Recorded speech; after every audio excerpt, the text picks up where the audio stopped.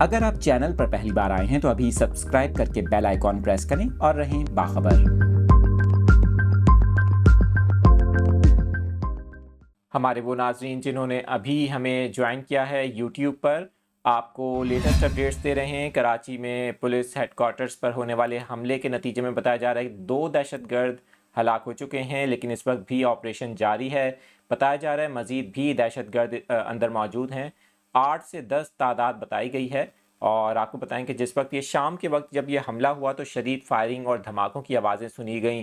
جس وقت یہ حملہ ہوا تو اس وقت عام طور پر شارع فیصل پر ٹریفک کا فلو کافی زیادہ ہوتا ہے۔ جس طرح ہم آپ کو بتا رہے ہیں کہ جس وقت یہ حملہ ہوا تو پولیس اہلکاروں نے جو عام شہریوں کی گاڑیاں ہیں ان کو روکنے کی کوشش کی تاکہ کم سے کم جانی نقصان ہو، اور اس وقت بتایا جا رہا ہے کہ شارع فیصل کے اس مقام کو ٹریفک کے لیے بند کر دیا گیا ہے۔ اور ساتھ ساتھ آپ کو یہ بھی بتائیں کہ اس وقت تقریباً 3 افراد کو ہسپتال منتقل کیا گیا ہے جو کہ زخمی ہیں۔ ان میں ایک رینجرز اہلکار ہے، ایک پولیس اہلکار اور ایک ریسکیو اہلکار۔ ان کی حالت کے حوالے سے بتایا جا رہا ہے کہ ان کی حالت اب خطرے سے باہر ہے۔ ریسکیو اہلکار کو 2 گولیاں لگی ہیں